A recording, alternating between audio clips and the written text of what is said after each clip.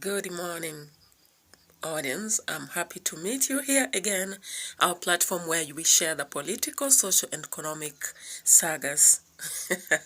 If I don't post on edutainment for us, then we will be meeting on Live Saga TV. How about we went back to George Kiomburi's story and narrative of his tales on the day he was finally among the victims of the many youth that are actually being abducted in Kenya. This narrative does not add up. That is what the government says.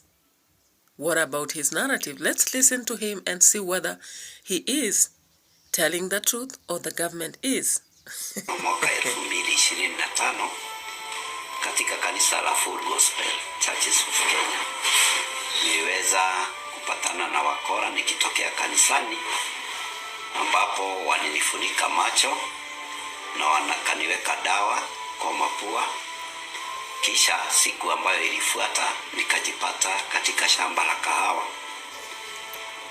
Now guys, unlike other tales where we mourn, this is one of the tales we are giving as we laugh. Why? Because George Kiomburi is finally out of hospital and well.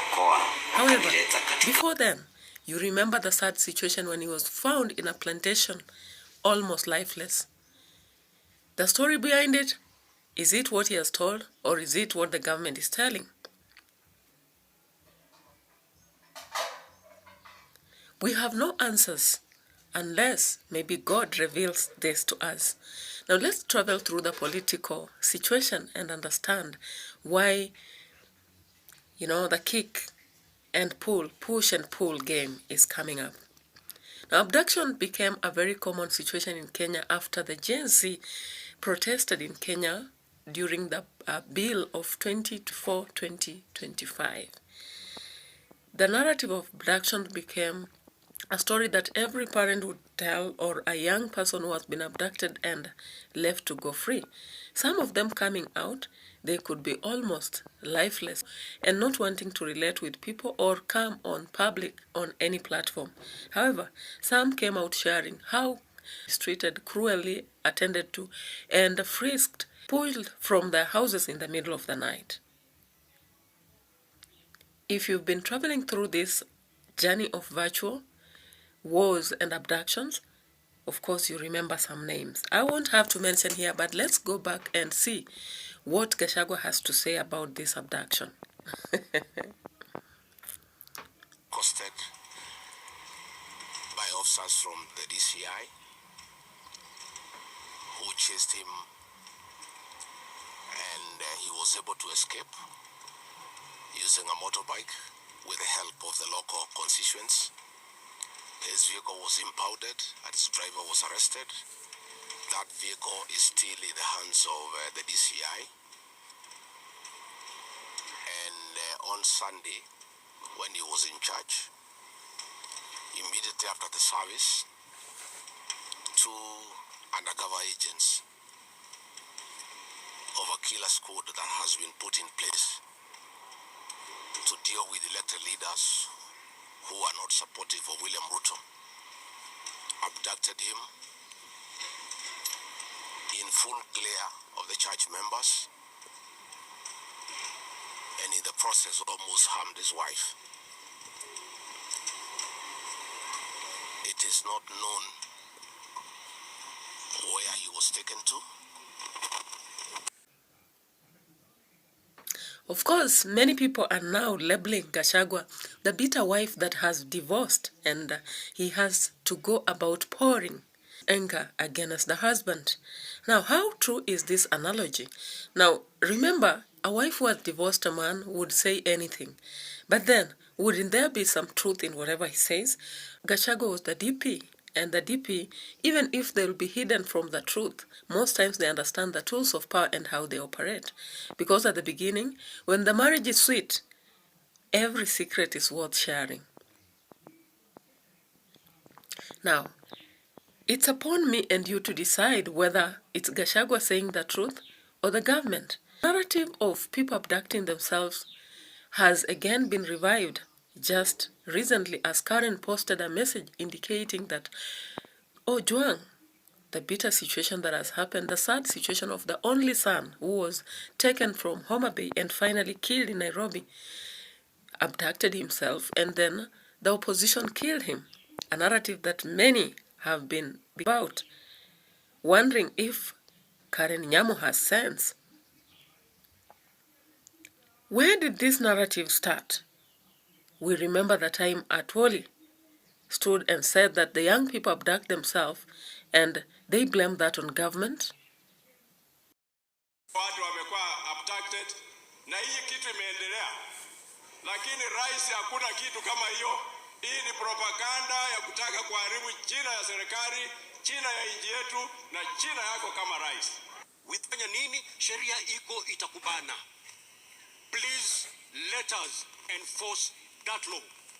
Think about discipline in this country.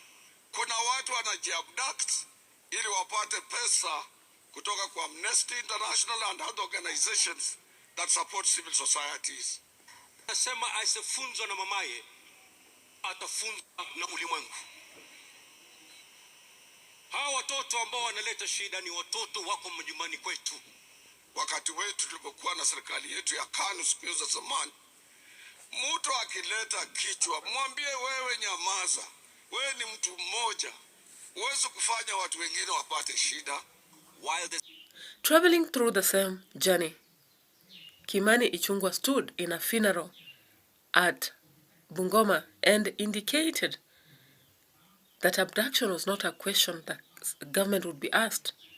And finally, President Ruto had just said that he's not going to stand it. And so people began to question, did he know what was happening? Natembeya followed, and of course he has been a victim of this, not really abduction, but arrests that were not actually constitutional. Now let's get back to the government and see what they said when Kiamburi was arrested. Of course, many allies in the government have said that he abducted himself. Some reports from, investigations indicate the same. And his allies, according to the government, were arrested. Evidence as posted to us here. Abduction. Cyrus Kiero Moya stated that on 24th May 2025, he received a call from Peter Kiratu, who is also the CDF chairman of Juja, requesting the use of his Subaru Forester. Cyrus chauffeured two abductors to the church, following orders by Peter Kiratu, the CDF chairperson in Juja constituency. Minutes later, Koimburi was wailing and the car sped off, but the plot thickens. They drove towards Jacaranda Coffee Research via Kabogo Road, where the MP instructed them to stop near awaiting order CRB, legislation number KBP 096W. This vehicle belongs to Kerato. To the police, Koimburi then hopped into the Honda. This Honda, driven by yet another accomplice, Karanja Gatana, and off they went to a hotel. Yes, with these abductors in tow. Katana admitted to dropping the MP at a hotel where he had refreshments and spent the night with two abductors. DCI detectives say Koimburi enjoyed a comfortable night in the hotel. The next morning, he was back on the script. He picked up the MP from the hotel and took him to the scene where they claimed he had been dumped. So the cat and mouse game has gone on, but the citizens do not understand the truth. Confused, some of the parents are still losing their children. It's not just the case of Ojwang, but so many others have. Remember the case last week of the two guys who were found in Nakuru dead. Nothing had been said on that yet. The death cases that are happening to be in the same situation make us wonder whether there is sin of commission or omission somewhere. Questions have risen from this situation. People are now asking whether it's a political fight, the leadership issue. Now, Lagat has been thrown under the bus as the deputy inspector of the police, while his major leader keeps quiet about this. Is it all a fight whereby some other groups are given leadership and then the deputy are from this community? Have the tribal indications come to hit us in reality? Take the bullet, Lagat. That's what many are demanding. However, it's funny that Murkomen and others have come to defend Lagat. Despite being a member of interest in the case that is ongoing with protests filling the city, they still feel he can go on, indicating that everything cannot be at a standstill because of this case. Let's see evidence here. He does not need to be reminded. He must not wait for his family to get pressure from the public and everywhere. William Ruto's failure to disband these police death squads, despite campaign promises, has emboldened them. He's going to disband, and there will be no extrajudicial killings. Lakini sasa zimezidi. Bwana Ruto, we are telling you are the problem. Senators also want that have to be in office. Would the whole police service crumble just because the DIG Lagat steps aside? Nobody has said that you're guilty. But for the country to appreciate, and for myself, even as your friend, to appreciate and be clear of my conscience that what really happened, that you step aside until investigations are concluded. But we are responding to that. And will not be charged. We cannot sanctify a process, a very heinous act that was done by criminals, somehow maybe through even a mob justice. You heard. Did you hear Murkomen saying through maybe a mob justice? What the hell is this? I've said sin of commission and omission. Is Murkomen trying to, and I don't know what to say.